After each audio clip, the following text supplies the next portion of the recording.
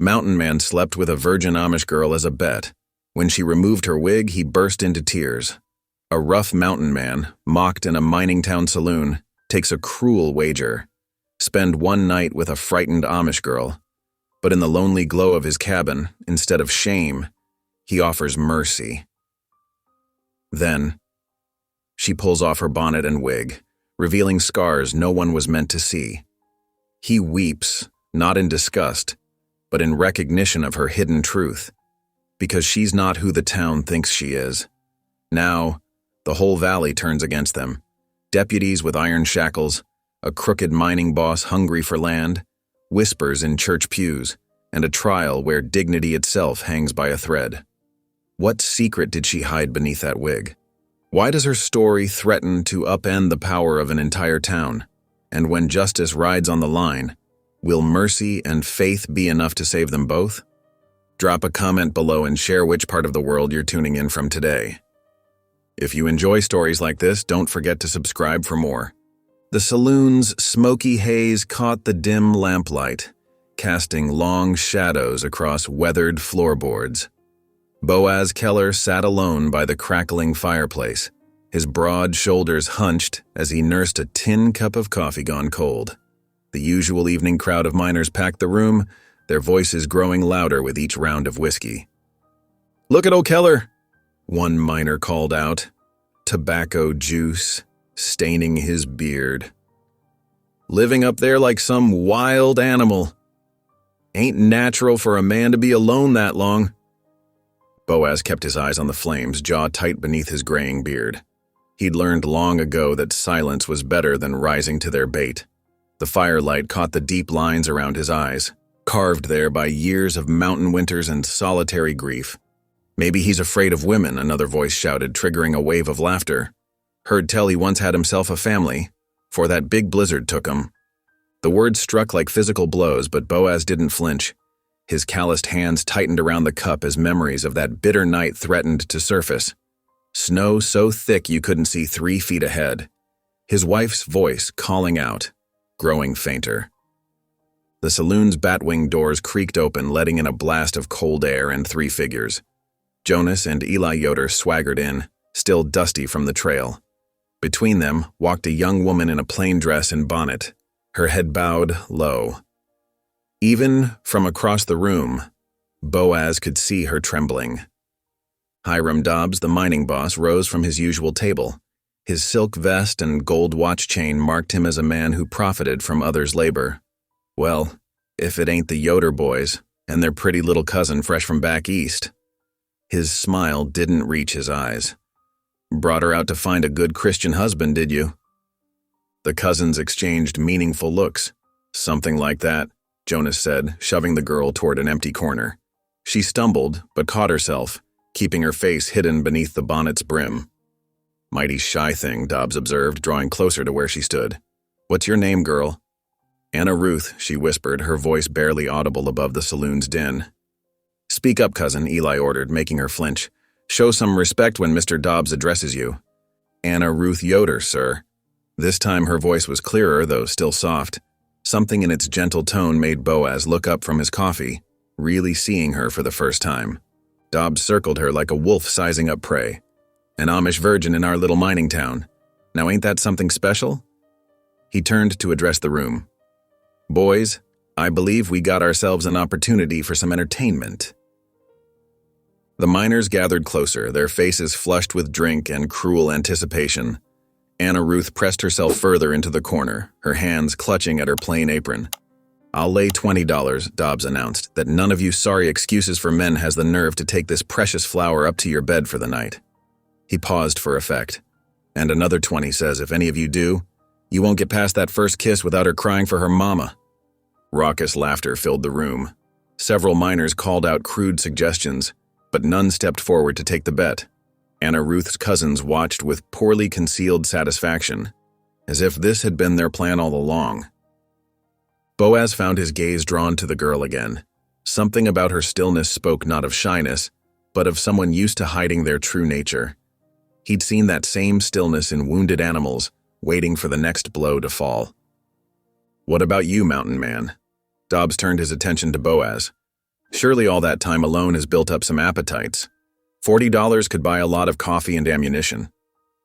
The room fell silent, all eyes turning to the solitary figure by the fire.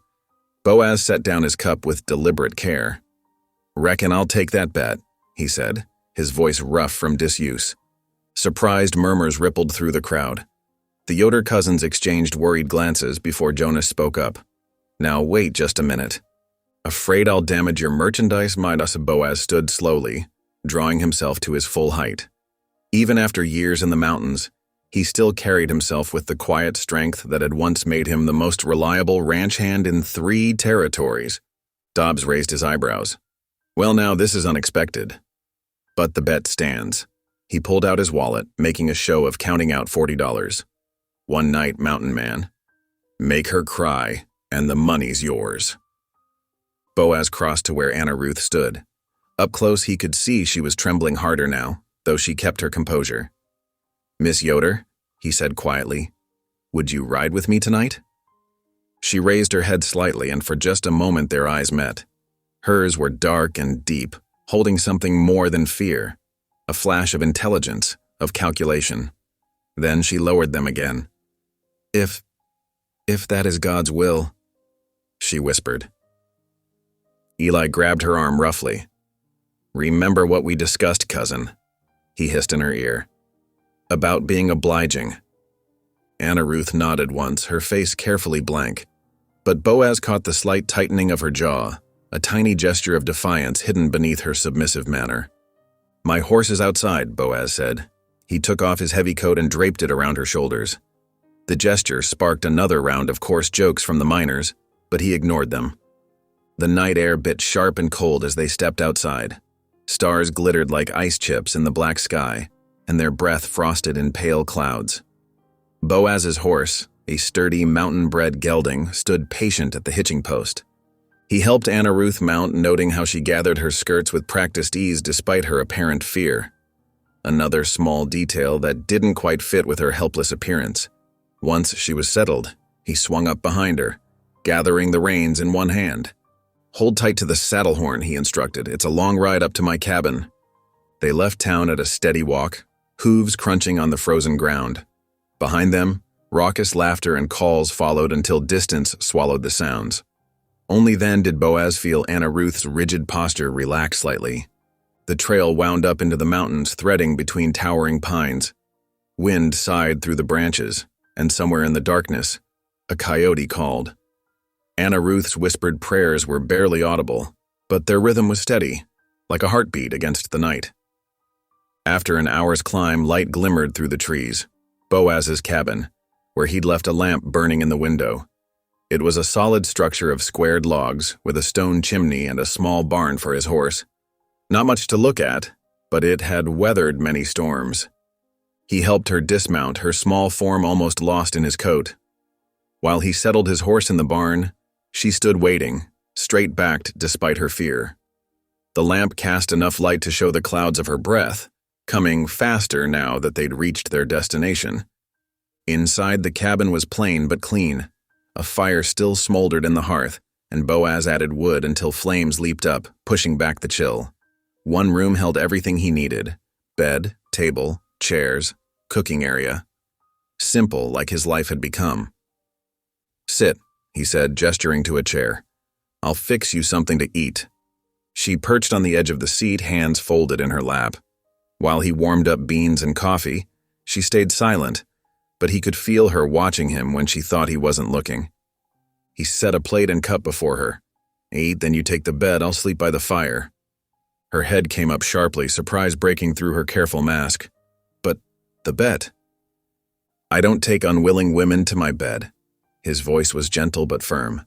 "Never have, never will. You're safe here." The trembling that had racked her frame since the saloon finally stilled. "Thank you," she whispered, and this time her voice held real warmth beneath its softness. Boaz spread his bedroll near the hearth, turned his back to give her privacy. Soon, the rustle of cloth told him she'd settled into his bed. Her breathing gradually steadied into sleep, but he stayed awake, watching the fire dance and thinking about the unexpected turns life could take. For the first time in years, his cabin felt less like a fortress of solitude and more like a shelter. Not just for him, but for someone else who needed it. The thought was both unsettling and strangely comforting, like the first warm breeze of spring after a long winter. The first hints of dawn crept through the cabin's single window, painting pale stripes across the rough-hewn floorboards. Anna Ruth blinked awake, momentarily confused by the unfamiliar surroundings. The bed beneath her was firm but comfortable, smelling of clean straw and pine needles. As her eyes adjusted to the dim light, she found Boaz exactly where he had settled the night before, stretched out by the hearth, his breathing deep and steady. His rifle rested within easy reach against the stones, its metal fittings gleaming dully in the early morning light. Anna Ruth studied him carefully. In sleep, the hard lines of his face had softened, making him look younger than he had in the saloon's harsh lamplight. Moving quietly, she slipped from beneath the warm quilts. The floor creaked softly under her feet as she made her way to the cooking area. A tin of coffee grounds sat beside a battered pot, and she lifted them with careful hands. Though she had never prepared coffee before, her previous keepers had never trusted her with such tasks. She had watched others do it countless times. Her fingers trembled slightly as she measured out the grounds, doing her best to remember the proper amount. The pot was awkward in her hands as she added water from the bucket by the door, but she managed not to spill any. Setting it carefully on the cooking surface of the hearth, she stirred the embers beneath until they glowed brighter. The familiar motions of tending a fire helped calm her racing thoughts. When the coffee finally began to bubble, its rich aroma filled the small cabin. Behind her, she heard Boaz stir, followed by the rustle of his bedroll as he sat up. "You didn't have to do that," he said, his voice rough with sleep. Anna Ruth turned, keeping her eyes lowered as was her habit.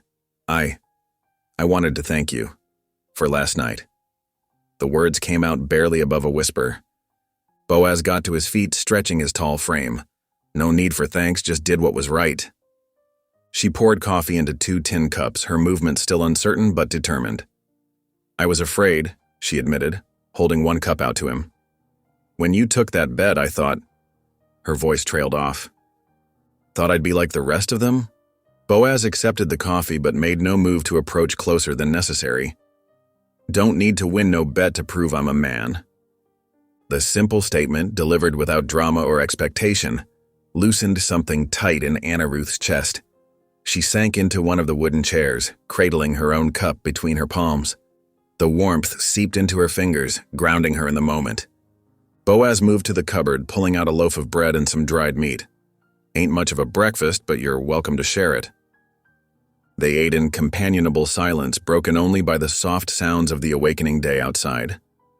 Through the window, Anna Ruth could see drops of melting snow falling from the cabin's eaves, catching the strengthening sunlight like scattered diamonds. The food, simple as it was, settled her stomach and helped clear her mind. With each passing moment, she felt the iron bands of fear around her heart loosen slightly. This man, this stranger who had seemed so threatening in the saloon, had given her the first night of true safety she had known in months. Finally, gathering her courage, she spoke. "Mr. Keller?" Her voice was stronger now, though still quiet. "There's something you should know."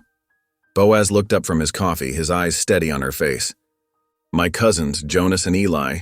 She twisted her hands in her lap, fighting to get the words out. "They sold me. That bet last night, it wasn't just chance.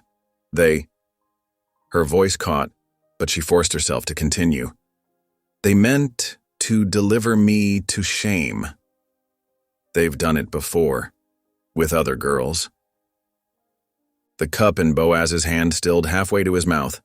His expression darkened as the full implications of her words sank in. "You're saying they planned this?" Anna Ruth nodded, her fingers clutching at her bonnet where it lay in her lap like a shield.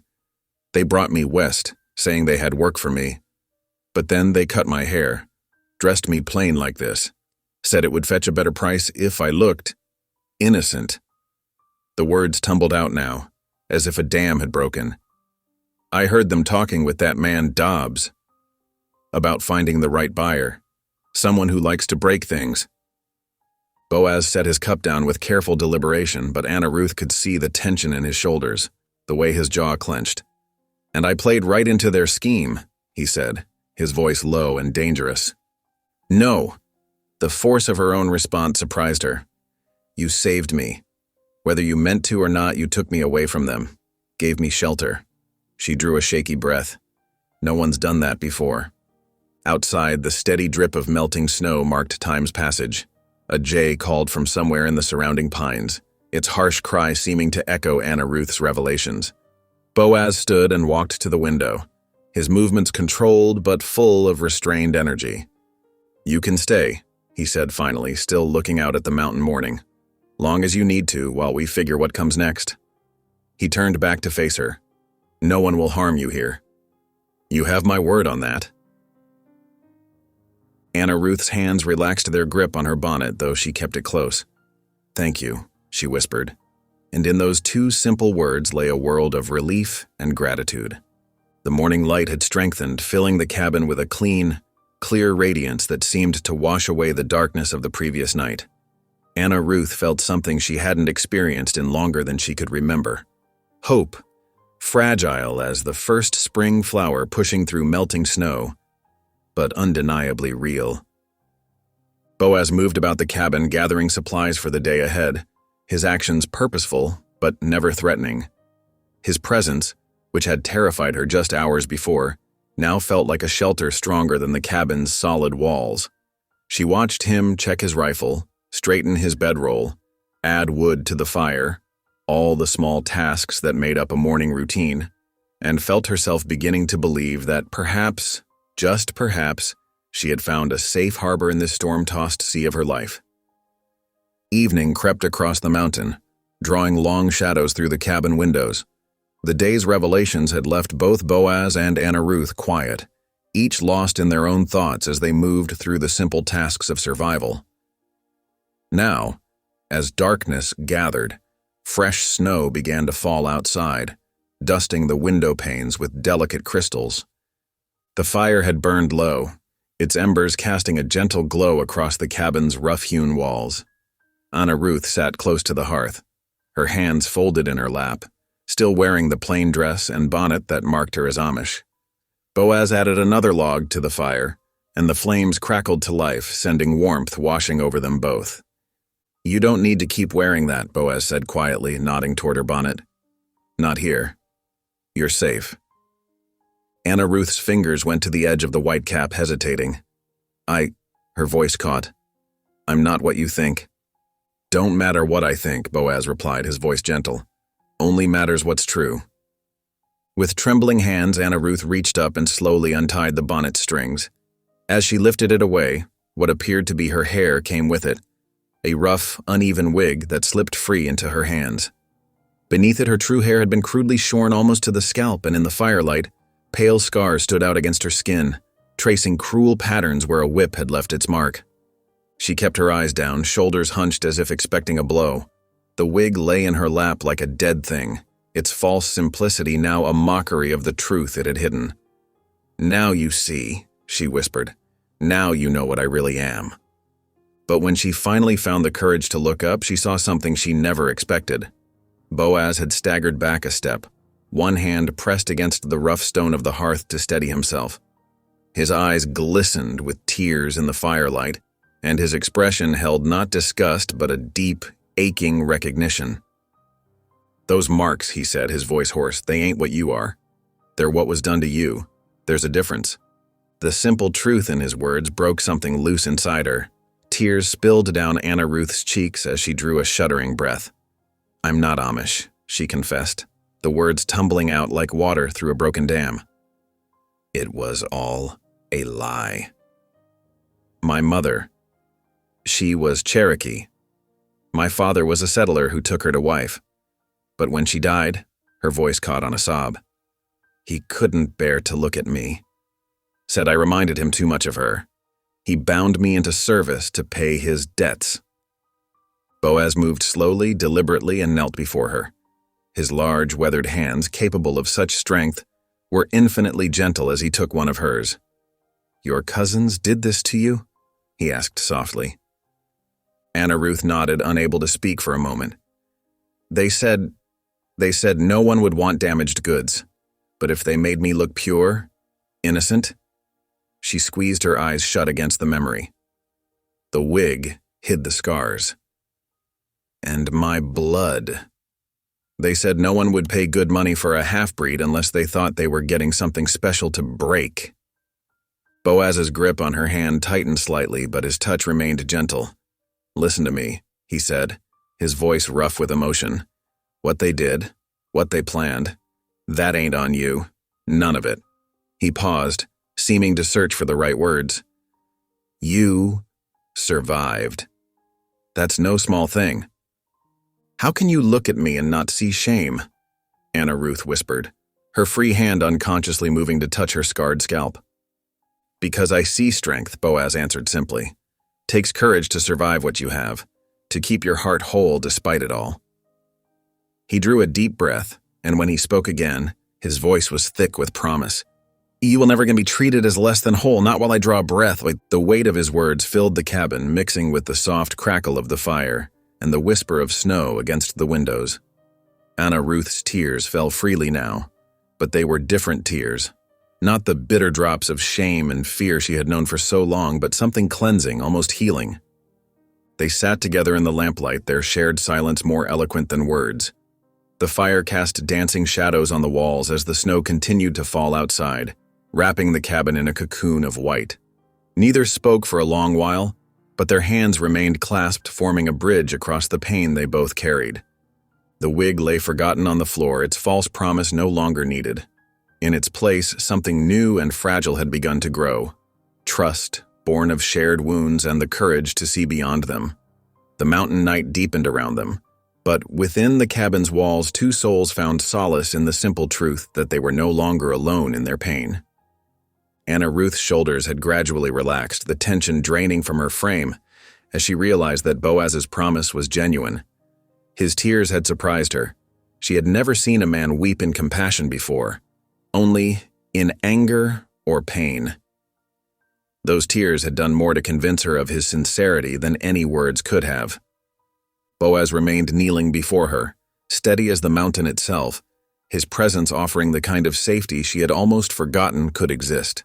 The lamplight caught the silver threading through his dark hair, and in his eyes she saw not pity, but understanding. The recognition of one wounded soul for another. The fire popped, sending a shower of sparks up the chimney, and Anna Ruth found herself studying their joined hands. His dwarfed hers, calloused and scarred from years of mountain life, yet they held hers with such care, as if she were something precious rather than broken.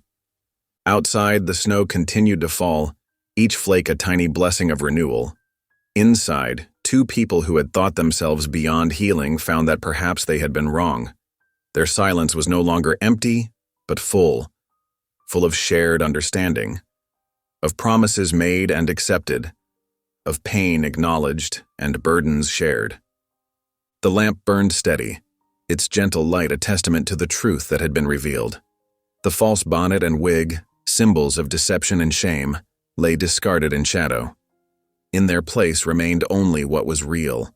Two souls, wounded but undefeated, finding in each other the courage to face tomorrow. 2 days passed quietly in the mountain cabin. The morning sun cast long shadows through the pines as Boaz saddled his horse for the ride into town. Anna Ruth stood in the doorway, her shorn head now uncovered in the privacy of their shared space. "I left you plenty of firewood," Boaz said, checking his saddlebags. "Creek needs clearing of winter debris, if you're willing." Anna Ruth nodded, grateful for honest work. "I can do that. How long will you be gone?" "Back before sunset." He mounted with practiced ease. "Stay close to the cabin. Anyone comes by, you hide in the root cellar. Remember where I showed you?" Yes, she wrapped her arms around herself against the morning chill. "Be careful in town." Boaz touched the brim of his hat and urged his horse down the mountain trail. The steady clip of hooves on stone gradually faded into the forest sounds. The ride into town took 2 hours, the path winding through stands of aspen and pine. Boaz's mind wandered to the woman he'd left at his cabin. In just 2 days, she'd brought a different kind of order to his sparse home. Cups set just so, blankets folded with care, the smell of coffee ready at dawn. Small things that spoke of gentleness. The mining town sprawled below him, a collection of wooden buildings and muddy streets. Smoke rose from the stamp mill, and the constant thud of ore being crushed echoed off the surrounding hills. Boaz tied his horse outside the mercantile and stepped into the dim interior. Old Jim Weber stood behind the counter measuring coffee beans into brown paper bags. He nodded at Boaz. "Been a while since we seen you, mountain man." "Need supplies," Boaz replied shortly, gathering what he needed: flour, coffee, salt, matches. He added a bolt of sturdy cloth and some needles, thinking of Anna Ruth's torn dress. The bell over the door jingled as 3 miners walked in, their boots leaving muddy tracks on the plank floor. They stopped short at the sight of Boaz, exchanging meaningful looks. "Well, if it ain't the hermit himself," one said loudly. "How's that bet working out for you, Keller?" Boaz kept his back turned, counting out coins on the counter, but he couldn't help hearing their continued conversation, pitched deliberately to Carrie. "Heard tell Hiram's mighty upset about his property going missing," another miner said. "Claims Keller here done abducted that Amish girl right out from under her cousin's nose." "Bet's gone too far if you ask me," the third added with a snicker, "though can't blame a lonely man for wanting company." Boaz's hand tightened on the counter edge until his knuckles went white. The lies twisted in his gut like poison. He knew Hiram Dobbs, the mining boss, was behind this. The same man who'd proposed the cruel bet in the first place. Now he was spinning a tale of abduction to cover the truth of what he and Anna Ruth's cousins had planned. Old Jim must have seen something dangerous in Boaz's face. "Best get these supplies loaded for you," he said quietly, gathering the purchases into a burlap sack. Boaz forced himself to breathe slowly. Starting a fight would only make things worse. He needed to get back to the cabin, to warn Anna Ruth. He paid for the supplies and walked out, feeling the miner's eyes on his back. More whispers followed him down the street. Groups of men fell silent as he passed, then burst into knowing laughter. By the time he mounted up and headed out of town, his jaw ached from clenching it. The ride back seemed endless. The sun was well past its peak when he finally spotted smoke from his cabin's chimney. Relief flooded through him. Then tension returned as Anna Ruth came running out to meet him, her face drawn with worry. "Riders passed by earlier," she said as he dismounted, 3 of them. "They didn't stop, but—" She twisted her hands in her apron. "They looked hard at the cabin." Boaz cursed under his breath. "Inside. We need to talk." He told her what he'd heard in town as they stored the supplies. Anna Ruth's face grew paler with each word. "They're saying you took me against my will?" Her voice shook. "But it was Jonas and Eli who brought me here. They're the ones who—" She broke off, pressing her hands to her face. "I know." Boaz gentled his voice. "But Hiram Dobbs has power in that town. He's spinning the tale to suit himself." He looked around the cabin. "You'll have to stay hidden. At least until we figure something out." Anna Ruth lowered her hands, revealing determination despite her fear. "I can do that. I've hidden before." She managed a small smile. "And I did get the creek cleared while you were gone." Boaz felt something warm stir in his chest at her courage, and thank you. That needed doing. Evening settled over the mountain, bringing with it the first stars. After a simple supper, Anna Ruth noticed Boaz's pile of torn shirts near his mending kit. She picked one up, examining the ragged sleeve. "May I?" she asked shyly, reaching for needle and thread. Boaz looked up from cleaning his rifle. "You don't have to." "I want to," she said softly. "Let me help like you've helped me." He nodded, watching as she lit the lantern and settled by its warm glow. Her small hands moved surely with the needle, making neat stitches that would hold strong. The domestic scene stirred memories he'd thought long buried. Of family, of home, of belonging. Anna Ruth hummed quietly as she worked, an old hymn that filled the cabin with peace. Boaz found himself setting aside the rifle, drawn into the gentle moment. She wasn't just someone to protect anymore. She was bringing life back into his solitary existence, warming the cold places in his soul with her quiet strength. When she finished the first shirt, she held it up for his inspection. "Will that do?" "Better than new," he said honestly. The careful stitches spoke of care, of attention to detail, of someone who saw worth in making things whole again. The lantern flickered, casting soft shadows on the walls. Without discussion, they both knelt beside Boaz's bed, as they had each night since Anna Ruth's arrival. Prayer didn't come easily to either of them. His words were rusty from disuse, hers hesitant with remembered pain, but their voices joined together, awkward but sincere, asking for guidance and protection.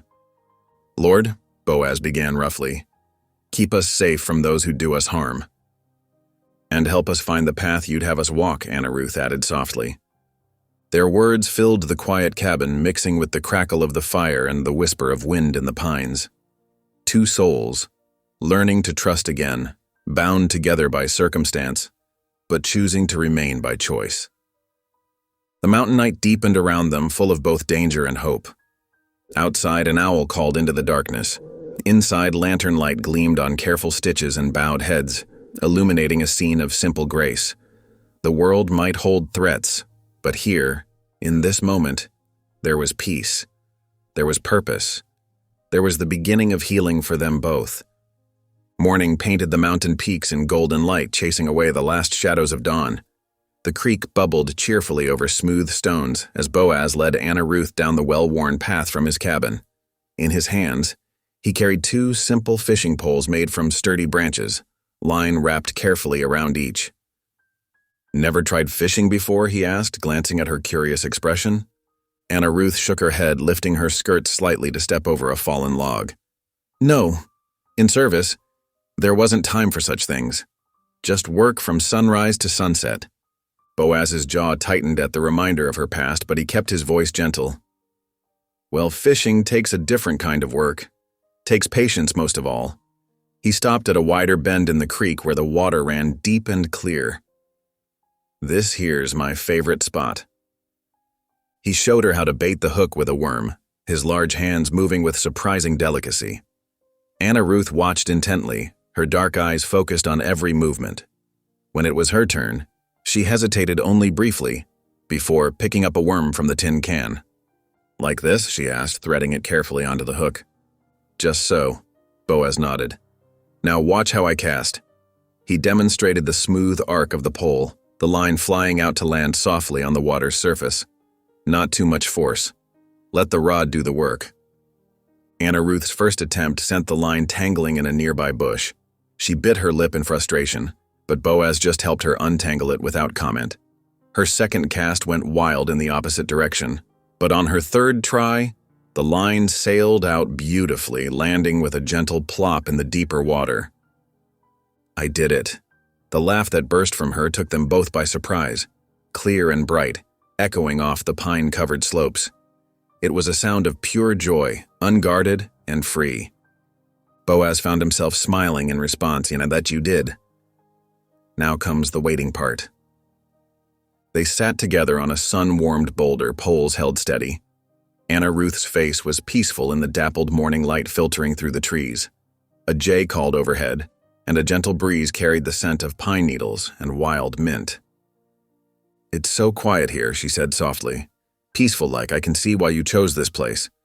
Before Boaz could respond, her line suddenly went taut. "Oh!" she exclaimed, nearly dropping the pole. "Easy now," Boaz coached, moving closer.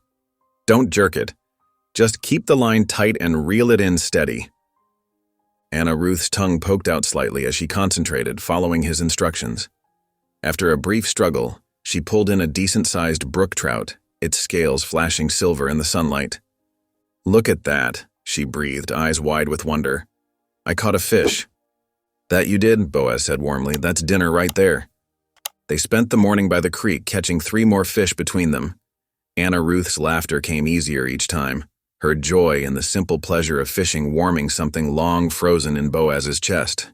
As the sun climbed higher, they headed back to the cabin. While Boaz cleaned the fish, he watched Anna Ruth move about the cabin with growing confidence, gathering herbs she'd found growing wild near the door. After they'd stored the fish, Boaz took down his old Colt single-action revolver from its peg by the door. Anna Ruth's eyes widened at the sight. "Time you learned to handle this," he said quietly. "Just in case." She swallowed hard but nodded, following him outside to where he'd set up some tin cans on a fallen log. Boaz showed her how to check if the gun was loaded, explaining each part carefully. 6 chambers, he demonstrated. Always keep the hammer on an empty one when you're carrying it. He placed the weapon in her hands. Anna Ruth trembled at its weight, her fingers uncertain on the worn grip. It's heavier than I expected. That weight means respect, Boaz said. Never point it at anything you don't aim to shoot. Here, let me show you how to hold it proper. He positioned himself behind her, adjusting her grip and stance. Anna Ruth was tense at first, but gradually relaxed as he explained each step.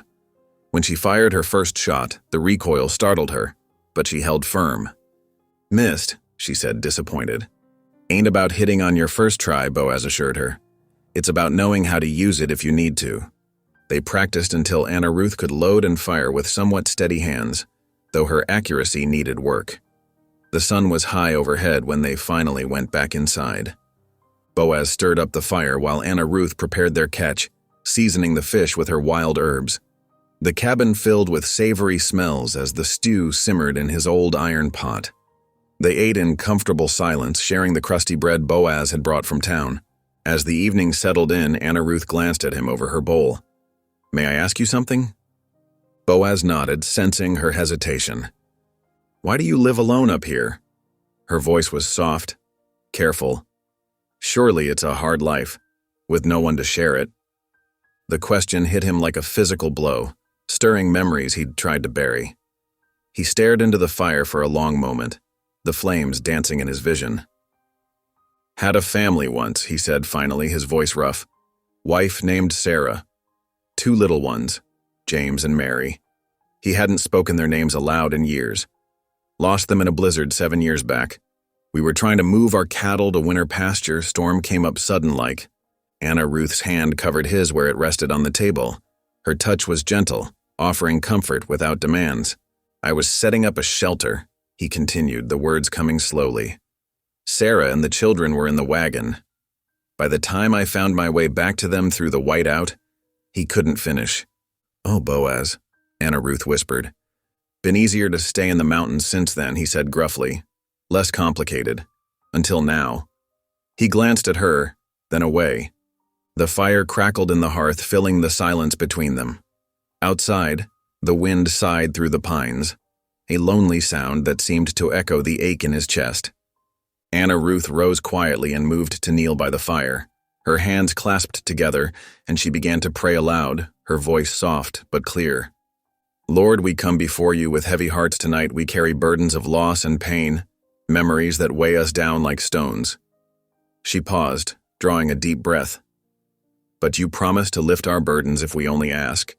Please heal these wounded souls, mine and Boaz's both. Help us find the path to peace, to forgiveness, to hope. Boaz remained at the table, head bowed, listening to her words. Something shifted inside him, like a door long rusted shut starting to crack open. Her prayer continued, asking for protection, for guidance, for the strength to face whatever lay ahead. The flames cast her shadow on the cabin wall, steady and strong despite her gentle voice. Boaz found himself drawn to kneel beside her, though he offered no words of his own. His presence was enough, a silent acknowledgement of shared pain, shared healing. When Anna Ruth finally said amen, the cabin felt different somehow, warmer perhaps, less lonely. The mountain night pressed close around them, but inside these walls, something new was growing, something that felt like hope. They rose together, moving about their evening tasks in comfortable silence. The door inside Boaz remained open, letting in light he thought he'd never see again. The dawn light crept over the mountains, painting the sky in soft pinks and golds as Boaz hitched his team to the wagon. Anna Ruth emerged from the cabin wearing her cleanest dress, the bonnet tied firmly over her shorn hair. Her fingers nervously smoothed the fabric as she approached. You sure about this? Boaz asked, offering his hand to help her onto the wooden seat. Yes, she said, though her voice trembled slightly. I need to feel close to God again, proper-like in his house. Boaz climbed up beside her, taking the reins. The wagon creaked as they set off down the mountain trail, the horses' hooves raising small clouds of dust. Anna Ruth sat straight-backed, her hands folded in her lap, while Boaz hunched forward, already uncomfortable with the thought of town and its prying eyes. The journey took nearly 2 hours, the wagon swaying over rough ground. As they approached the settlement, the sound of church bells rang clear across the valley. Other wagons and riders converged on the small, white-clapboard church that stood at the edge of town, its simple cross reaching toward the morning sky. Boaz pulled the wagon to a stop among the others. He could feel the stares already, sensed the whispers starting as he helped Anna Ruth down. She stumbled slightly, grabbing his arm for support, and a few of the waiting townspeople quickly looked away. "Steady now," he murmured, and she gave him a grateful smile. They walked toward the church entrance, Boaz's heavy boots thudding against the wooden steps. His broad shoulders nearly filled the doorway as they entered, making him feel even more conspicuous. The interior was cool and dim, sunlight filtering through simple glass windows to fall in golden squares across the plank floor. Reverend Silas Harlan stood near the door, greeting his congregation. He was a tall, lean man with kind eyes and silver threading through his dark hair. His face brightened with genuine warmth when he saw them. "Brother Boaz," he said, extending his hand. "What a blessed surprise to see you here today." He turned to Anna Ruth with the same welcoming smile. "And who might this be?" "Anna Ruth Yoder," she answered softly, ducking her head in a slight bow. "Welcome, Sister Anna Ruth," the Reverend said. "Please, won't you both sit near the front? The Lord's house is open to all his children." Boaz would have preferred to stay near the back, but Anna Ruth's face lit up at the invitation.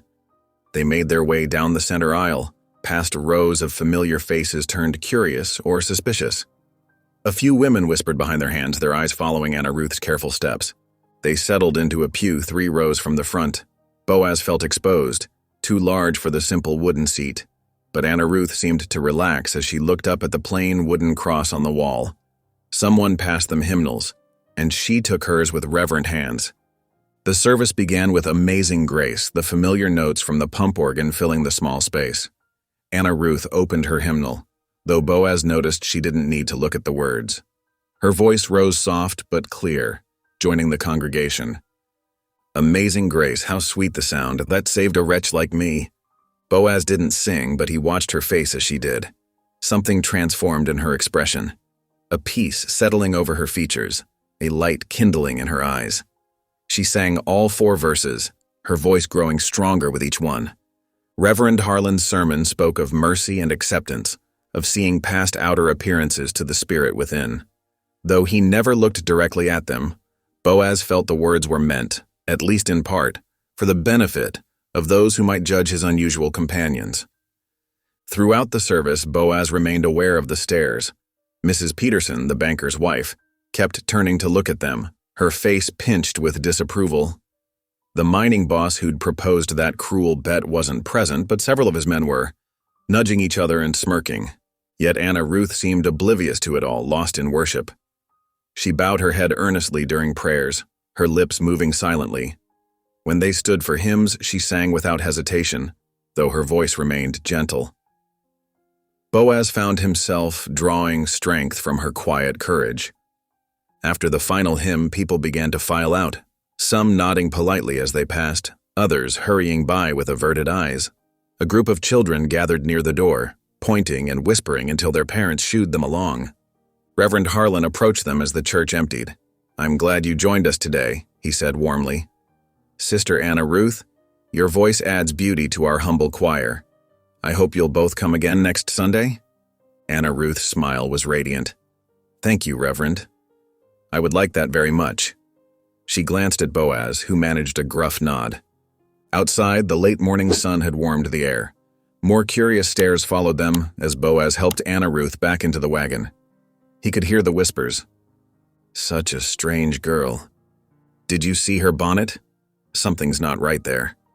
Poor thing, wonder what her story is, A few children stood nearby, openly staring until Boaz turned his gaze their way. They scattered quickly, but he saw how Anna Ruth's shoulders tensed at their reaction. He clucked to the horses, eager to be away from the town's scrutiny. But as they cleared the settlement's edge, Anna Ruth's face was glowing with joy. "Thank you for bringing me," she said softly. "I haven't felt God so near since." She touched her bonnet briefly, then let her hand fall. "Well, in a long while. Boaz glanced at her, noting how the sunlight caught the tears of happiness in her eyes. Reckon we can come again next week if you've a mind to. Her smile was answer enough. They rode in comfortable silence as the wagon climbed back into the mountains. The horses knew the way home, letting Boaz's thoughts wander to the service. He hadn't set foot in a church since losing his family, convinced God had abandoned him. But seeing Anna Ruth's simple faith, her joy in worship, despite everything she'd endured, it stirred something in his hardened heart.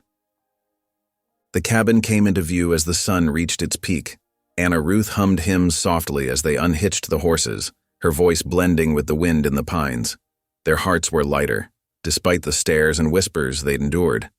Sometimes Boaz realized courage meant simply showing up, being present in a hostile world, and holding on to faith regardless of what others might think. As they entered the cabin together, he knew they'd return next Sunday, and the Sunday after that. Not because he yearned for worship himself, but because he'd do whatever it took to keep that light of joy in Anna Ruth's eyes burning bright. The afternoon sun slanted through the cabin's single window, casting long shadows across the plank floor. Anna Ruth sat cross-legged by the hearth, a faded tin box open before her. Dust motes danced in the golden light as she carefully lifted out yellowed papers one by one. "You sure you want to help with this?" Boaz asked from where he stood by the window, his broad frame blocking much of the light. "Ain't nothing interesting in there, just old papers need sorting." Anna Ruth smoothed her skirts, careful to keep the documents clean. "I'd like to help. Besides, I can read well enough." A slight smile touched her lips. Better than most, truth be told. Boaz grunted acknowledgement and moved to sit in his rough-hewn chair, watching as she began organizing the papers into neat piles. Her movements were precise, methodical. She handled each document with care, as if it held something precious. "This stack looks to be receipts," she said, setting aside several folded papers. "And here are some letters." She paused, unfolding a large sheet carefully. "These appear to be survey maps." Boaz leaned forward slightly. "Them's the property boundaries. Had 'em drawn up when I first claimed the land. Must be going on 8 years now." Anna Ruth studied the maps intently, her finger tracing the careful lines. The creek that ran past the cabin was marked clearly, its path winding through the valley like a blue snake. She reached for another map, newer by the look of the paper, and laid them side by side. Her brow furrowed. "Boaz," she said slowly, "these two maps show different water rights." "What do you mean?" She pointed to the older map. "Here, see? The creek runs through your property, and these markings show you have water rights." Her finger moved to the newer map. "But this one shows different boundaries. The mining company's claim extends much further upstream." Boaz moved to kneel beside her, his shadow falling across the papers. "That ain't right. My claim was filed first, registered proper with the territory office." Anna Ruth pulled out more documents, reading quickly. Her hands began to tremble slightly. "There's more. Look at these plans." She spread out several sheets covered in technical drawings. "They mean to build a dam, divert the water for their sluices. If they do." She looked up at him, her dark eyes wide. "Your land would dry up. The creek would be nothing but a trickle by the time it reached here." Boaz's face hardened as he studied the papers. "So that's their game." His voice was rough with anger.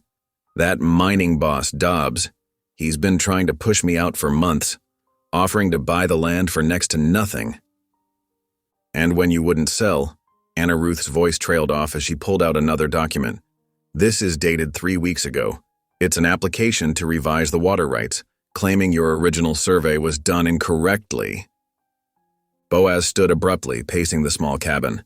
"That's why they wanted you here," he said. "That bet wasn't just cruel sport. They figured once word spread about me taking advantage of an innocent girl, nobody believed my claim over theirs." He slammed his fist against the wall, making Anna Ruth jump. "I played right into their hands." "No."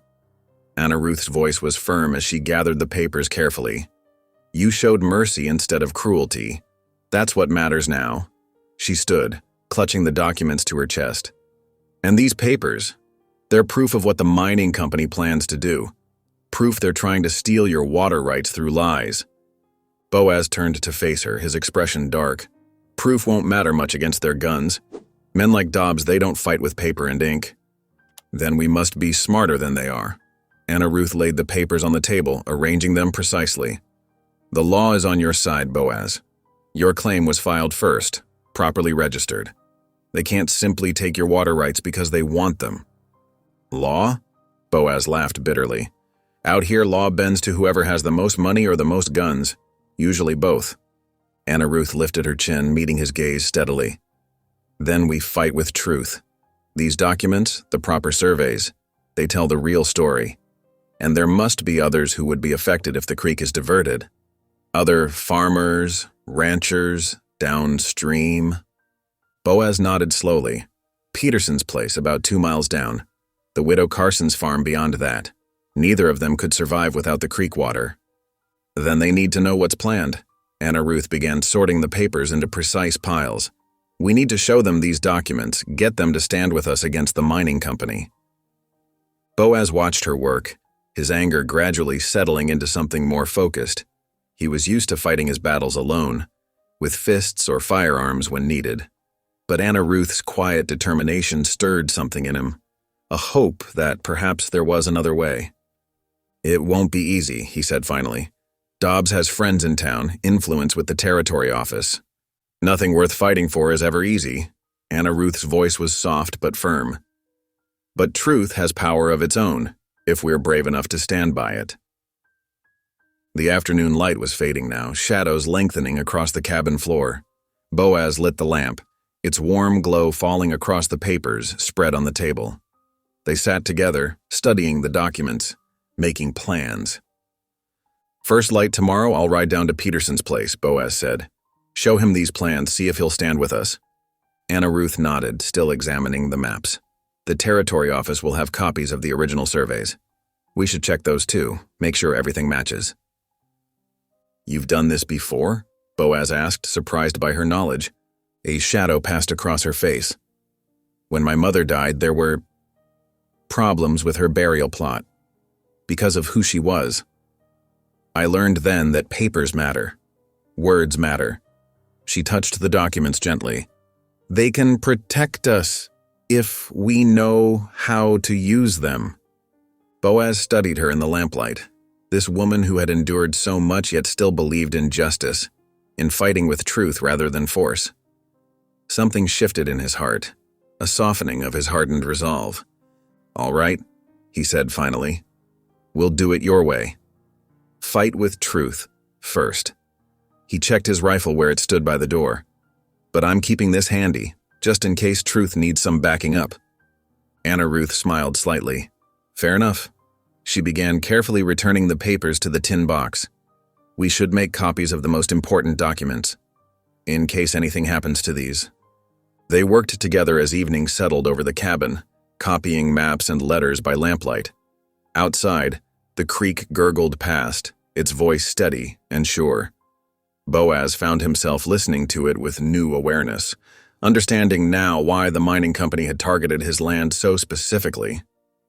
We'll stop them, Anna Ruth said quietly as if reading his thoughts. Not with violence, but with truth. She looked up at him, her eyes bright in the lamplight. Sometimes the strongest weapon is simply standing firm in what's right. Boaz nodded, watching as she carefully closed the tin box. He wasn't entirely convinced that paper and ink would be enough against men like Dobbs, but Anna Ruth's quiet confidence gave him hope. Perhaps there was more than one way to fight for what mattered. The lamp flickered, shadows dancing on the cabin walls. Tomorrow would bring its own challenges, but for now, they had a plan. It wasn't the kind of fight Boaz was used to, but looking at Anna Ruth's determined face, he realized he was glad to have her wisdom guiding their path. Together they would stand for truth and pray it would be enough to save the land they both had come to love. The days grew shorter as winter settled deep into the mountain valley. Snow fell softly outside the cabin windows, building drifts against the rough-hewn logs. Inside, the rhythm of their days took on a gentle pattern, like the steady tick of the old clock on the mantel. Anna Ruth stood at the cabin's main window, measuring the opening with careful movements of her arms. Squares of fabric lay spread across the table behind her, simple cotton in warm browns and creams, salvaged from feed sacks but washed until soft. She held up a length against the window frame, her fingers working the cloth with practiced ease. "These windows need something," she said, more to herself than to Boaz, "to keep the warmth in better." Boaz paused in the doorway, snow melting from his boots. He'd been outside since dawn, working at the woodpile. The sight of her at the window, so naturally belonging there, made his breath catch. "Reckon they've done fine enough these past years without curtains." Anna Ruth turned, a smile touching her lips. That was before. She didn't need to finish the thought. Before her. Before this quiet life they'd begun sharing. The crack of Boaz's axe marked the afternoon's passing. Inside, Anna Ruth's needle flashed in the winter light, drawing neat stitches through the fabric. The familiar sounds of their work mingled. Wood splitting, thread pulling, the soft whisper of cloth. By late afternoon, the first curtain hung in place. Simple, straight panels that Anna Ruth had hemmed with careful precision. She stood back to study her work, head tilted slightly. "It changes things," Boaz said from behind her. He'd come in quietly, arms full of split logs for the evening fire. "Makes it feel more—" He searched for the word. "Like home?" Anna Ruth offered softly. He nodded, beginning to lay the fire. The wood was sweet-scented pine, well-seasoned. Anna Ruth watched his sure movements, the way he positioned each log just so. There was care in everything he did, though few would guess it from his rough exterior. As darkness gathered early outside, they settled by the hearth. The new curtains glowed warmly in the firelight, and Anna Ruth had made cornbread to go with their usual beans. The familiar comfort of their evening routine wrapped around them like a well-worn quilt. "My mother used to sing when she did her sewing," Anna Ruth said suddenly, breaking their comfortable silence. Her voice was soft, touched with memory. Cherokee songs mostly. She said they helped the needle find its way true. Boaz turned toward her, firelight playing across his weathered features. "Would you?" He hesitated. "Would you sing one?" Anna Ruth's hand stilled in her lap. For a moment she was quiet, as if gathering courage. Then her voice lifted, gentle and clear in the firelight. The words were Cherokee, flowing like water over stones. Though Boaz couldn't understand them, the melody carried meaning, longing, hope, the thread that ties one heart to another. When the last note faded, silence held them both. Then Boaz cleared his throat. "That's real pretty," he said roughly. "Reminds me of something my ma used to sing, from church." Almost without meaning to, he began to hum. A old hymn about grace and shelter. The tune was simple, but his deep voice gave it weight. Anna Ruth listened, her eyes bright with unshed tears.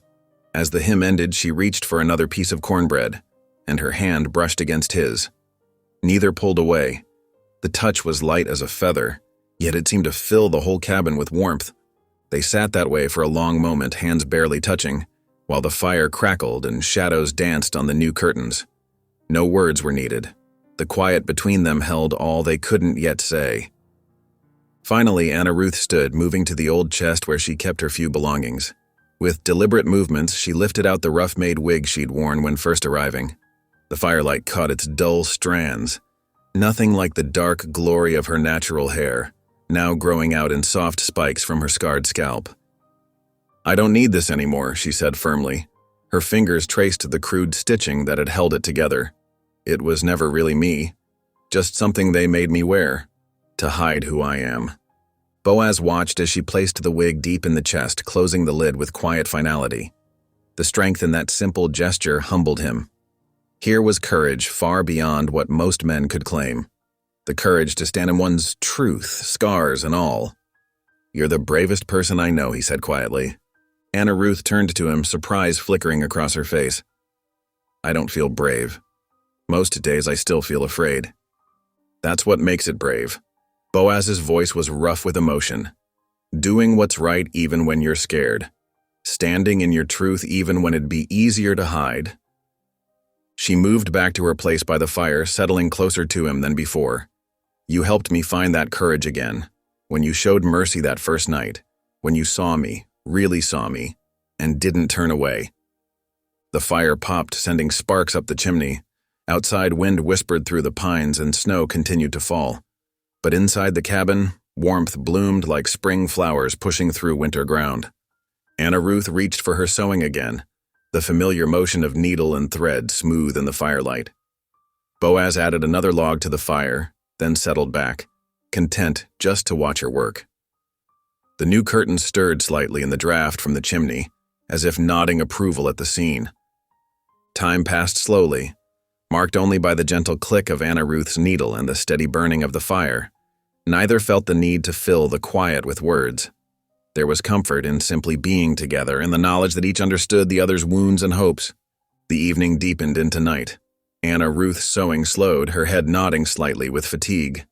Boaz watched as she carefully folded her work and set it aside. When she stood to bank the fire for the night, he rose too. Their evening routine had become familiar, checking the door latch, making sure the water bucket was full, setting things ready for morning. But tonight, each movement seemed charged with new meaning, as if the simple act of caring for their shared space was itself a kind of prayer. "Good night," Anna Ruth said softly, pausing at the door to the small bedroom that had become hers. "Good night," Boaz answered, his voice gentle in the dimness. They held each other's gaze for a moment longer than usual, both aware of the unspoken feelings growing between them. Then, Anna Ruth slipped into her room, and Boaz settled onto his pallet by the banked fire. The cabin creaked softly as it settled into night. Through the new curtains, moonlight filtered, casting pale patterns on the floor. Boaz lay awake for a long time, listening to the wind in the pines and the quiet sounds of Anna Ruth's breathing from the other room. He thought about how she'd looked standing tall as she put away the wig that had hidden her true self, how her voice had carried her mother's songs into the cabin's shadows, making them less dark, how her presence had transformed his solitary shelter into something he hadn't even known he was missing, a home. In her room, Anna Ruth too lay awake, watching moonlight play across the curtains she'd made. She thought about the gentleness in Boaz's rough hands, the way he hummed that old hymn, how he looked at her as if her scars were badges of honor rather than marks of shame, how his quiet strength had given her the courage to be herself again. The night deepened. Snow continued to fall outside, but inside the cabin, warmth held steady. Two hearts beat in gentle rhythm, separated by a single wall but joined by something stronger than distance. The quiet miracle of love growing like winter wheat beneath the snow, patient and sure and full of promise. The idea came to Anna Ruth during evening prayers. She had been kneeling by the hearth, watching sparks rise up the chimney like tiny stars, when certainty settled over her like a warm shawl. Looking up at Boaz, who sat in his usual chair, whittling a piece of pine, she spoke with quiet determination. "I want to be baptized again," she said, "not as the person they made me pretend to be, but as who I truly am." Boaz's knife stilled against the wood. He studied her face in the firelight, seeing the strength that had been growing there day by day. "You sure?" Anna Ruth nodded. "I've been thinking on it for days now. When I was first baptized, I wore their wig, spoke their words, hid behind their lies." Her fingers traced unconsciously over her growing hair. "I want to stand before God as myself, scars, heritage, and all." "Reverend Harlan might help," Boaz suggested carefully. "He's a good man." Fair-minded. "Would you?" Anna Ruth hesitated, then squared her shoulders. "Would you ride with me to ask him? Tonight? The moon's bright enough." Boaz glanced out the window. The night was indeed clear. Stars scattered across the dark sky like salt across a black tablecloth. The moon hung full and bright, turning the snow-dusted pines to silver. He nodded slowly. "I'll saddle the horses." While Boaz prepared their mounts, Anna Ruth changed into her cleanest dress, the one she'd worn to church. Her hands trembled slightly as she tied her bonnet, but her movements were sure. When she stepped outside, the cold air caught her breath in silver clouds. Boaz helped her mount, then swung up onto his own horse. They rode side by side down the mountain trail, hooves crunching in the frozen snow. The night was still, broken only by the occasional hoot of an owl or the distant yip of a coyote. Above them, stars wheeled in their ancient patterns, bright enough to cast faint shadows. The ride to Reverend Harlan's small house took nearly an hour. A single lamp still burned in his window, as if waiting for them. When they dismounted and knocked, the preacher answered quickly, as though he'd been expecting visitors. "Miss Yoder, Mr. Keller," he greeted them warmly, ushering them inside. "What brings you out on such a night?" In the lamplight of Reverend Harlan's modest sitting room, Anna Ruth explained her request. Her voice grew stronger as she spoke, describing her journey from bondage to freedom, from hiding to truth. The preacher listened intently, his kind face thoughtful. "The creek behind the church would serve," he said when she finished. "The water's cold, mind you, but if you're certain—" "I am," Anna Ruth said firmly, "more certain than I've been of anything in a long while." Reverend Harlan nodded, reaching for his coat and several lanterns. "Then let us go and make things right before the Lord." They rode together to the small church, the Reverend on his sturdy mare. The building stood silent in the moonlight, its white-painted boards glowing softly. Behind it, they could hear the creek singing its endless song over stones. Boaz and the Reverend hung lanterns from low branches, creating a pool of golden light by the water's edge. Anna Ruth stood in the shadows, removing her boots and stockings. Her feet looked pale against the dark earth. "The water will be mighty cold," Boaz warned, but Anna Ruth just smiled. "Some things are worth a little discomfort," she said softly. Reverend Harlan opened his Bible, its pages rustling in the night air. "Shall we begin?" Anna Ruth stepped forward into the lantern light. Without hesitation, she untied her bonnet and let it fall. Her short-cropped hair caught the light like dark silk, the scars on her scalp visible but no longer a source of shame. "I come as I am," she said clearly, her voice carrying across the water. "Daughter of two peoples, marked by hardship but not broken by it. I seek to be baptized in truth and hope." The Reverend's voice was strong and sure as he read from Scripture, speaking of new life and freedom in Christ. Then he looked up, his eyes kind. "Are you ready, my daughter?" Anna Ruth nodded. She stepped into the creek, gasping softly at the cold. The water swirled around her ankles, then her knees as she waded deeper. Her dress billowed out around her like dark wings.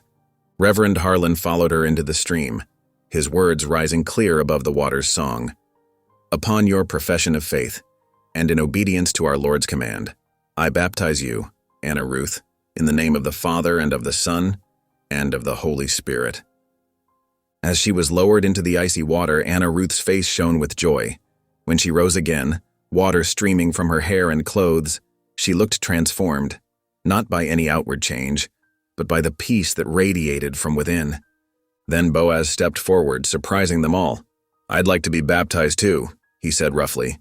"Been too long since I walked in faith. Reckon it's time to start again." Anna Ruth's eyes filled with tears as she waded to shore, watching Boaz remove his coat and boots. His movements were deliberate, like a man approaching something both feared and longed for. The Reverend's voice was gentle. "What brings you to these waters, brother?" "Been carrying darkness too long," Boaz answered honestly. "Seen how light can change a person." His eyes met Anna Ruth's briefly. "Reckon it's time I let it change me too." He stepped into the creek, his larger frame causing the water to splash and swirl. When the Reverend spoke the ancient words again, Boaz closed his eyes, surrendering to the moment. The water closed over him, cold as mountain snow, and when he rose, gasping, he felt lighter somehow, as if some long-carried burden had been washed downstream. On the bank, wrapped in blankets the Reverend had thoughtfully brought, Anna Ruth and Boaz stood close together watching the water flow past. Above them, stars crowded the sky, their light reflecting in the creek's dark surface. "I feel like I belong," Anna Ruth whispered, her words meant only for Boaz. "For the first time since Mama died, I feel like I'm where I'm supposed to be." Boaz understood. He felt it too, a sense of rightness, of coming home to something he'd thought lost forever. His hand found hers in the darkness, and their fingers intertwined, sharing warmth. The ride back to the cabin was quiet, filled with a peace that needed no words. Their clothes were damp beneath their winter coats, but neither felt the cold. The moon lit their way, turning the snow-covered trail to silver. Somewhere in the distance, a wolf howled. a lonely sound that echoed off the mountainsides. But there was no loneliness in their hearts now. They rode side by side, their horses' hooves making soft sounds in the snow, while above them the stars continued their eternal dance across the winter sky. Each felt changed not by the cold water of the creek, but by the choice to stand in truth before God and each other. It was a beginning, they both knew, a washing away of old fears, and a stepping into something new, something bright with promise like the stars overhead. The cabin appeared ahead dark against the starlit snow, but it no longer looked like a place of exile or hiding. Now it seemed to welcome them, offering shelter for their new beginning. Together they dismounted, leading their horses to the barn, their movements sure despite the late hour and the lingering damp of their clothes. The peace of their baptism stayed with them through the quiet tasks of settling in for the night, banking the fire, hanging wet clothes to dry, preparing for sleep. No words were needed. They moved in comfortable harmony, each understanding that something profound had shifted between them, as steady and sure as the current of the creek where they had been baptized. 2 days after their baptism, the morning dawned gray and heavy. Anna Ruth stood at the cabin window, watching dark clouds gather over the mountains. The air felt thick, charged with coming snow. She turned from the window to find Boaz studying her, his expression soft in a way that still surprised her. "Storm's coming," she said, unconsciously touching her short-cropped hair. The gesture had become a habit, no longer one of shame, but of remembering who she truly was. Boaz nodded, rising from where he'd been cleaning his rifle. "Reckon we ought to bring in extra wood before it hits." He set the gun carefully against the wall. "Weather like this might be stuck inside for days." They worked together in the sharp air, stacking firewood along the cabin's inner wall. The wind picked up, carrying the first few flakes of snow. Anna Ruth paused in the doorway, watching them spiral down. The peace of their baptism still lingered in her heart, making even this threatening weather seem less forbidding. Inside, Boaz stoked the fire while Anna Ruth set about making coffee. The familiar routine felt right, as if they'd been doing this dance for years instead of days. The coffee pot had just begun to bubble when they heard it, the thunder of approaching hooves. Boaz was at the window in an instant, his body tensing. "Deputies?" he said grimly. 6, maybe 7 of them. Anna Ruth's hands began to shake. "They've come for me?" "Get in the root cellar," Boaz ordered, already reaching for his rifle. "Now, Anna Ruth." But before she could move, the cabin door burst open. Snow and wind whirled in with the deputies, their badges glinting dully in the firelight. The sheriff himself stood in front, warrant paper clutched in his gloved hand. "Boaz Keller," the sheriff's voice cut through the sudden silence, "you're under arrest for the abduction of Anna Ruth Yoder." "That's a lie." Anna Ruth stepped forward, her voice stronger than she felt. "He saved me from—" "Miss Yoder, you're coming with us," one of the deputies grabbed her arm roughly. "Your cousins have been worried sick." Boaz moved like lightning, his fist connecting with the deputy's jaw. The man staggered back, releasing Anna Ruth, but there were too many of them. 2 deputies tackled Boaz while others drew their pistols. Anna Ruth screamed as they drove him to his knees, landing heavy blows that made him grunt in pain. "Stop it," she begged. "Please, he's done nothing wrong." The sheriff ignored her pleas, supervising as his men shackled Boaz's wrists. Blood trickled from a cut above his eye where they'd struck him. His eyes met Anna Ruth's, filled with helpless rage and something deeper, fear for her safety. "Get her in the wagon," the sheriff ordered, "and mind she doesn't try to run." 2 deputies seized Anna Ruth's arms, dragging her toward the door despite her struggles. The bitter wind caught her dress, whipping it around her legs as they forced her outside. Snow was falling heavily now, already coating the ground in white. "Boaz!" she cried, twisting to look back. They were hauling him out too, his powerful frame surrounded by armed men. Despite his chains, they handled him like he might explode into violence at any moment.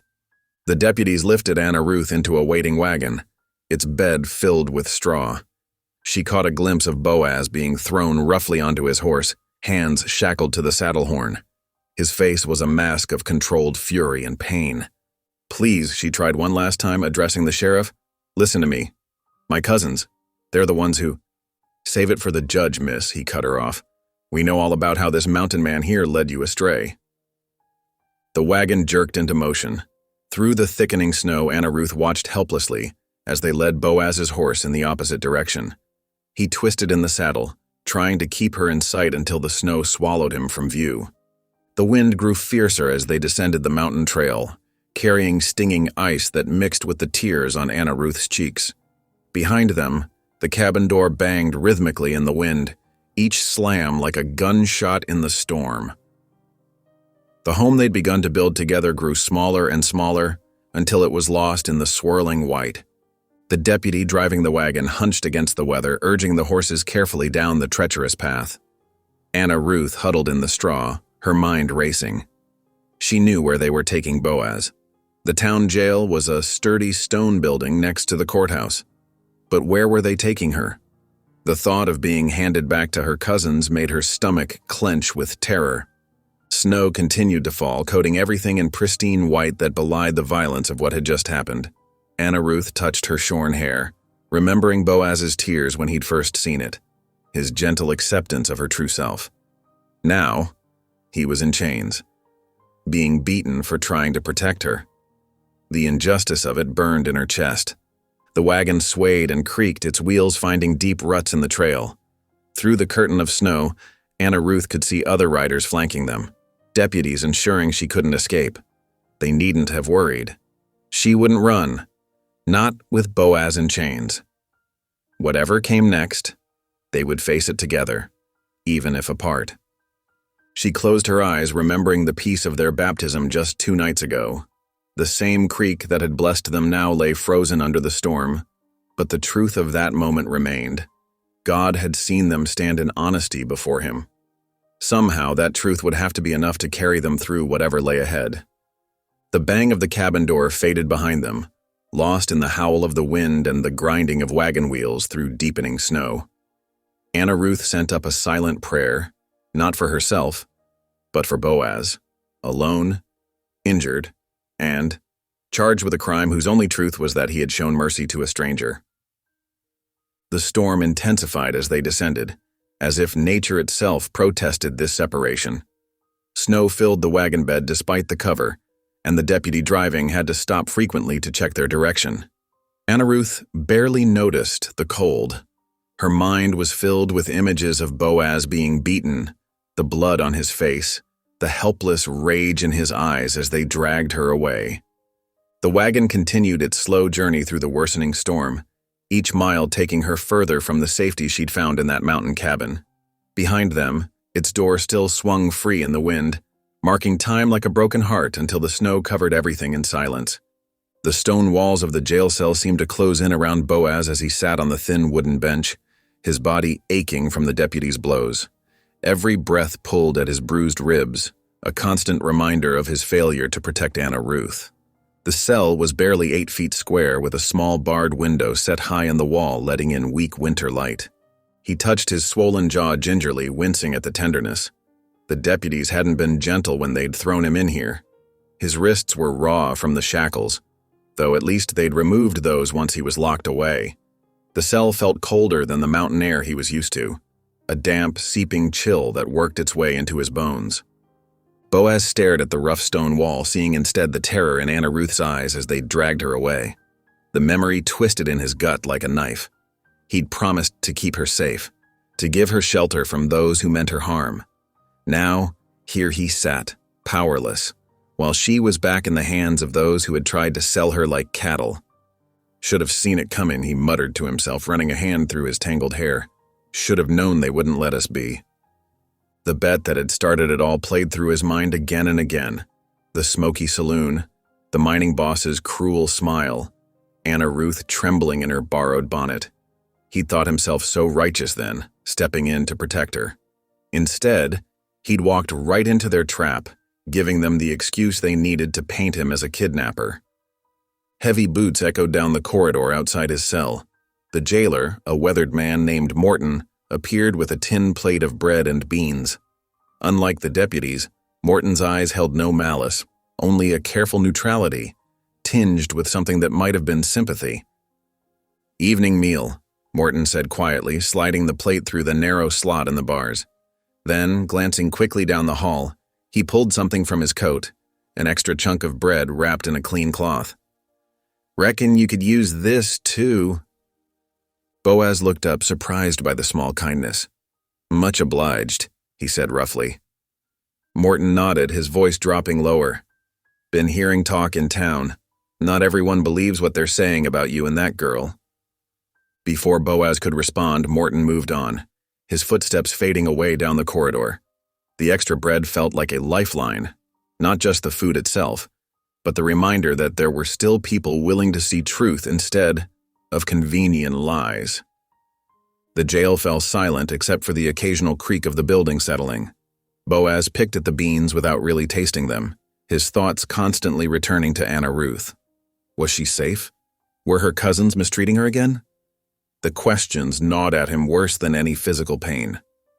As darkness crept into his cell, Boaz found himself doing something he hadn't done in years: praying. The words came haltingly at first, more broken whispers than proper prayer. "Lord," he murmured, "I ain't been much for talking to you since Sarah and the boys." His voice caught. "But Anna Ruth, she needs your help now. She's got more faith than anyone I known. Don't let them break her spirit. Please." Across town, in the women's ward of the Carson House boarding home, Anna Ruth sat rigid on a narrow bed, her small Bible clutched tight against her chest. The room was clean but sparse, with bars on the windows. A place for wayward women to be reformed under the stern eye of Mrs. Carson herself. Outside one of those barred windows, she could hear the whispers of town women who had gathered to gawk at the fallen Amish girl, who had run off with the wild mountain man. Their words carried clearly in the cold air. "Did you hear? Living alone with him in that cabin. No proper bonnet and her hair all chopped short like a boy's. Always knew there was something strange about her." Anna Ruth pressed her hands over her ears, trying to block out their vicious speculation. They knew nothing of the truth, of her cousin's betrayal, of Boaz's kindness, of the peace she'd found in that mountain cabin. Their ignorant gossip stung, but it was the thought of Boaz suffering in jail that brought tears to her eyes. She opened her Bible with trembling fingers, seeking comfort in its worn pages. The book fell open to Psalms, where she'd pressed a dried pine needle from the cabin. The fresh scent of it brought back memories of morning sunlight through the trees, of Boaz teaching her to fish, of prayers shared by firelight. "Dear Father," she whispered, "protect him. He showed me mercy when others showed only cruelty. Help us find a way to prove the truth." The door creaked open and Mrs. Carson entered, her face pinched with disapproval. She carried a tray with a bowl of thin soup and hard bread. "Time for your supper," she announced crisply, "though I doubt you deserve such consideration after the shame you've brought on yourself." Anna Ruth accepted the tray without argument. She had learned long ago that defending herself against such judgments only made things worse. Mrs. Carson lingered, clearly hoping to draw some confession or sign of repentance from her charge. "The Reverend will be by tomorrow to counsel you," she finally said. "Perhaps he can help you see the error of your ways." After she left, Anna Ruth set aside the unappetizing soup and knelt beside the bed to pray again. The floorboards were hard against her knees, but she welcomed the discomfort. It helped her focus on what mattered, not the gossip's words or Mrs. Carson's disdain, but her faith in God's justice and her concern for Boaz. Night settled over the town like a heavy blanket. In his cell, Boaz had given up trying to find a comfortable position on the narrow bench. His bruised body protested every movement, but it was his mind that truly kept him from rest. When sleep finally came, it was filled with troubled dreams. He was back in the saloon reliving that fateful night, but this time he could see the trap being laid, could sense the malice behind the mining boss's challenge. He watched himself accept the bet again, powerless to change what he knew would follow. Yet even in the dream, seeing Anna Ruth's face in that moment, he knew he would make the same choice. Better to face false charges than to have left her to her cousin's schemes. The dream shifted, becoming a confusion of images. Anna Ruth's tears as she removed the wig, the quiet strength in her eyes during their baptism, the terror of their separation in the storm. He woke with a start, his heart pounding, to find tears on his face. Morton was making his night rounds, lantern light swaying as he walked the corridor. He paused at Boaz's cell, studying him thoughtfully through the bars. "You all right there, Keller?" Boaz scrubbed the tears away roughly with his sleeve. Been better. Morton hesitated, then spoke softly. My wife says that girl, Miss Yoder, she seemed different at church last Sunday, peaceful-like. Said she'd never seen someone look so free just singing hymns. She found her way back to her faith, Boaz said. Real faith, not the false kind her cousins forced on her. That's what I figured. Morton adjusted his lantern. Truth has a way of coming out, Keller. Might take time, but it usually does. The jailer moved on, leaving Boaz to ponder his words in the darkness. He was right. The truth would come out eventually. But would it be soon enough? How long could Anna Ruth endure being locked away, subjected to judgment and scorn? How long before her cousins found some new scheme to hurt her? The night crept forward with agonizing slowness. In her room at the boarding house, Anna Ruth curled on her side, Bible still clutched to her chest. She had removed the hated bonnet, letting her short hair show freely. Let them stare and whisper. She was done hiding who she was. Through her window, she could see the jail building silhouetted against the night sky. Somewhere in there, Boaz was suffering for no crime except showing kindness to a stranger. The thought brought fresh tears, but also strengthened her resolve. Somehow she would find a way to prove his innocence. Somehow they would overcome this trial as they had overcome others, through faith, truth, and the strength they'd found in each other. The town clock struck midnight, its deep tones rolling out across the silent streets. In their separate confinements, Boaz and Anna Ruth both lay awake, their thoughts reaching across the darkness toward each other. Though physical walls separated them, their spirits remained connected by something stronger than iron bars or stone. A bond forged in mercy, tempered by trust, and sustained by a faith that had been tested but not broken. Dawn was still hours away, but its promise lingered in their hearts. The truth would come out, as Morton had said. Until then, they would endure, holding fast to the memory of pine-scented air, creek water blessing their bowed heads and prayers shared in firelight. The territorial courthouse stood like a fortress of weathered pine boards against the crisp mountain morning. Inside, the cramped benches groaned beneath the weight of what seemed like half the town. Miners in their work clothes clustered together, their boots leaving muddy prints on the wooden floor. Townsfolk in their Sunday best whispered behind raised hands, while curious children craned their necks from the back rows. Judge Horace McClintock's gavel cracked against the desk like a gunshot. "Order in this court," he commanded, his voice sharp with years of authority. Deep lines etched his weathered face as he surveyed the packed room, with weary eyes that had seen too many frontier disputes. Near the front, the mining boss, Hiram Dobbs, leaned close to his lawyer, whispering something that made them both smirk. His expensive coat and polished boots stood out among the crowd like a peacock among sparrows. When he caught sight of Reverend Harlan entering the courthouse, his smile only widened. "Outcome's already decided," Dobbs muttered to his attorney, loud enough for those nearby to hear. "Judge knows which side his bread's buttered on." The door creaked open again and a hush fell over the room. Anna Ruth entered, escorted by Mrs. Carson. Her bonnet was pulled low, casting shadows across her face, but her steps were steady despite the weight of every eye upon her. She took her seat near the front, hands folded tightly in her lap. Moments later, the side door opened and 2 deputies led Boaz Keller in. Iron shackles clinked with each step, the sound echoing in the sudden silence. His face was bruised, his usual mountain man's beard roughly trimmed by the jailers, but his back was straight as he met Anna Ruth's gaze across the room. Something passed between them, a current of strength, before the deputies pushed him into his seat. "Court is now in session," Judge McClintock announced, adjusting his spectacles. "Case of the Territory versus Boaz Keller, charges of abduction and..." He paused, lips tightening. "Other improprieties." "Mr. Peterson, call your first witness." Like the Territory's lawyer, a thin man with anxious hands, called Jonas Yoder to the stand. Anna Ruth's cousin swaggered forward, casting a smug look at Boaz as he took the oath. "Mr. Yoder," Peterson began, "please tell the court about your cousin Anna Ruth and the events of 3 weeks ago." Jonas smoothed his threadbare coat. "Anna Ruth came west with us, me and my brother Eli, after her pa passed. Good Amish girl she was. Quiet, proper-like. Then this here mountain man," he jabbed a finger toward Boaz, "he took advantage of her innocent nature. Objection, Boaz's court-appointed lawyer called out. Speculation. Sustained, the judge drawled. Stick to what you witnessed, Mr. Yoder. Jonas shifted in his seat.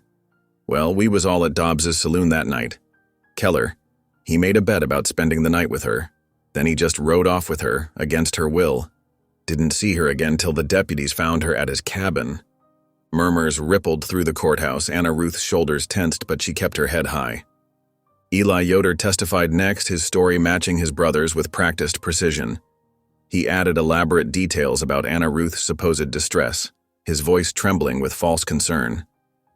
We feared the worst, he concluded, dabbing at dry eyes with a handkerchief. The mining boss took the stand next, his boots clicking against the floor as he walked forward. Hiram Dobbs painted a damning picture, describing how Boaz had defiled an innocent girl after making a drunken wager. His words brought gasps from the crowd and made Anna Ruth's hands clench in her lap. She was pure as snow, Dobbs declared, his voice dripping with false piety. And this savage took that from her. Objection, Boaz's lawyer called again. Sustained, the judge said tiredly. Mr. Dobbs, contain your editorial comments. More witnesses followed. Miners who had been in the saloon that night, townsfolk who claimed they'd seen Anna Ruth crying as Boaz rode away with her. Each testimony seemed to weave another strand in the rope meant to hang Boaz Keller. Reverend Harlan stood suddenly from his seat in the front row. Your Honor, I must speak. I know these two souls, have witnessed their character. Reverend, Judge McClintock interrupted, you'll have your turn if called. For now, I want to hear from the girl herself. He turned his stern gaze to Anna Ruth. Miss Yoder, please take the stand. The crowd's murmuring grew louder as Anna Ruth rose. Someone in the back called out something crude, making others laugh. The judge's gavel cracked again. Next person who speaks out of turn will spend 30 days in jail, he warned. Miss Yoder, proceed. Anna Ruth walked to the witness stand, her steps echoing in the sudden quiet. She placed her hand on the Bible, spoke the oath in a clear voice, and took her seat. The territory's lawyer approached, his smile not reaching his eyes. Miss Yoder, Peterson began, your cousins have testified that you were abducted against your will. Is this true? Anna Ruth's hands trembled in her lap, but her voice remained steady. No, sir, it is not. The crowd stirred. Peterson's smile faltered. Perhaps you're afraid to speak the truth with the accused present? I fear only God, Anna Ruth replied, and he commands us not to bear false witness. Yet you went with this man, Peterson pressed, gesturing toward Boaz. A stranger, a mountain man with a violent reputation. Why would a virtuous girl do such a thing? Anna Ruth lifted her chin. Because he showed me mercy when others showed only cruelty. Objection, Peterson snapped, non-responsive. I'll allow it, Judge McClintock said, studying Anna Ruth with new interest. Continue, Miss Yoder. The courthouse grew still as Anna Ruth's soft voice filled the room. Even the children in the back stopped fidgeting, drawn by the quiet strength in her words. I went with Mr. Keller that night because I knew he would not harm me. I saw it in his eyes, even when others were mocking him. He gave me his bed and slept by the fire. He showed me kindness without asking anything in return. Peterson's face reddened. And you expect us to believe? Let her speak, the judge ordered. Anna Ruth's fingers worked at the ribbons of her bonnet. I have lived with lies for too long. Lies about who I am, what I am. With trembling hands, she removed the bonnet, revealing her roughly shorn hair. Gasps echoed through the courthouse. My mother was Cherokee, she continued, her voice growing stronger. When she died, my father's kin bound me into service. My cousins cut my hair, forced this bonnet on me, made me hide who I was. They brought me west, not out of kindness, but to sell me to Mr. Dobbs and his men. The mining boss surged to his feet. She's lying, Taunton. Order! The judge's gavel cracked like thunder. Mr. Dobbs, sit down or be removed. Anna Ruth turned to face the judge directly. Mr. Keller did not abduct me, Your Honor. He saved me. And in doing so, he showed me that there is still goodness in this world, still people who choose what is right over what is easy. The courthouse had grown so quiet that the wind could be heard whistling through the gaps in the walls. Judge McClintock leaned forward, studying Anna Ruth over his spectacles. "Young lady," he said carefully, "these are serious accusations you're making against your kin and Mr. Dobbs. Do you have any proof?" "Your Honor," Reverend Harlan stood again. "If I may speak now?" The judge nodded slowly. "Approach the bench, Reverend." Harlan walked forward, his worn Bible clutched in his hands. His voice carried clearly through the hushed room. "I have known Anna Ruth since she first came to our church. I have witnessed her spirit, her quiet faith. And I have seen the transformation in Boaz Keller since she entered his life. From a man broken by grief to one renewed by showing mercy." "That's all very touching," Peterson interrupted, "but it proves nothing." "Perhaps not," the Reverend agreed. "But this might—" He opened his Bible and removed several folded papers. "These are letters, Your Honor, written by Jonas Yoder to Hiram Dobbs, discussing the sale of his cousin. I found them in the church collection box, apparently dropped there by mistake, The courthouse erupted in chaos. The judge's gavel cracked repeatedly as Dobbs and the Yoder brothers tried to shout over each other. Deputies moved to block the doors as Jonas and Eli attempted to flee. Through it all, Anna Ruth remained seated in the witness stand, her face calm despite the tears on her cheeks. Across the room, Boaz watched her with a pride that made his bruised face seem to glow. The sound of the judge's gavel finally restored order. McClintock held up his hand for silence, his stern face masking whatever thoughts moved behind his deep-set eyes. "I believe," he said slowly, "we need to hear these letters before proceeding further." Anna Ruth's fingers trembled as she untied her bonnet's ribbons. The rough cotton fell away, revealing her crudely shorn hair and the thin scars that crossed her scalp. Gasps rippled through the courthouse like wind through dry grass. Women covered their mouths. Children pointed until their mothers pulled their hands down. "This is who I am," Anna Ruth said, her voice growing stronger with each word. "My cousins cut my hair to hide my heritage. They sold me like cattle, forced me to wear a wig and pretend I was pure Amish." Jonas Yoder's face reddened. "She lies. We took her in from charity." "Then why," Judge McClintock asked sharply, "do your earlier statements claim she was your ward since birth?" "Which is true, Mr. Yoder?" The cousins exchanged panicked looks. Eli opened his mouth, closed it, then stared at his boots. Reverend Harlan stood. "Your Honor, I've known Anna Ruth these past months. She has shown nothing but truthfulness and dignity in my church. The transformation in both her and Mr. Keller has been remarkable to witness." "Shut your mouth, preacher." The mining boss surged to his feet, face purple with rage. "This is all lies." "Mr. Dobbs," the judge's gavel cracked like thunder. "Sit down or be removed." A tall figure rose from the gallery's backbench, Elder Tyanita, his silver hair catching the dusty sunlight. He spoke in careful English, his deep voice carrying authority earned through years of bridging two worlds. "I knew this child's mother," he said. "She was daughter to my cousin's family. Her blood is honorable among our people. This girl speaks truth. I see it in her eyes, as I saw it in her mother's." The crowd's whispers changed tone. Where there had been scorn, now Anna Ruth heard wonder. Where there had been judgment, she felt the first stirrings of respect. Judge McClintock leaned forward, studying her face. "Continue your testimony, Miss Yoder. Tell us everything." Judge McClintock's weathered hand smoothed the documents before him. "Having heard all testimony and examined the evidence, this court finds no merit to the charges against Boaz Keller or Anna Ruth Yoder. All accusations are hereby dismissed." The gavel struck with finality. Relief washed through the courthouse like a spring thaw. "Furthermore," the judge continued, his voice hardening, "I am ordering an immediate investigation into the mining company's water rights claims. These documents show troubling irregularities that cannot be ignored." The mining boss slammed his fist on the rail. "This is an outrage. You'll regret crossing me, all of you." He stormed toward the door, boots thundering on the wooden floor. "This ain't over, Keller." The deputy moved to unlock Boaz's shackles. Iron clinked against iron, then fell away. He rubbed his raw wrists, looking only at Anna Ruth. She ran to him, propriety forgotten. Her fingers traced the bruises on his face as tears spilled down her cheeks. "You're free," she whispered. We're both free. The townsfolk who had packed the courthouse now parted like water, making a path for them. Where there had been sneers, now there were nods of respect. Some even tipped their hats as Boaz and Anna Ruth passed. They stepped out into the winter afternoon. The storm had blown itself out, leaving the world draped in pristine white. Their breaths clouded in the crystal air as they paused on the courthouse steps. "You were so brave in there," Boaz said softly. Anna Ruth squeezed his hand. "Truth is stronger than lies. I learned that from you."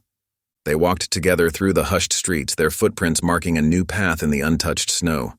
Behind them, the courthouse bell tolled 3 times, marking the hour of their vindication. A week after the trial, Boaz and Anna Ruth guided their horses up the snow-dusted mountain trail. Pine boughs swayed overhead, dropping crystals of melting ice as they passed. The late afternoon sun cast long shadows through the trees.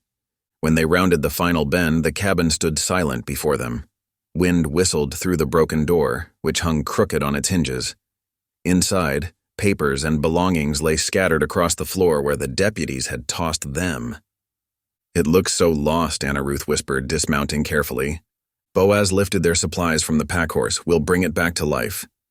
They worked through the afternoon with steady purpose. Boaz measured and cut fresh boards, hammering the door back true while Anna Ruth swept away the chaos.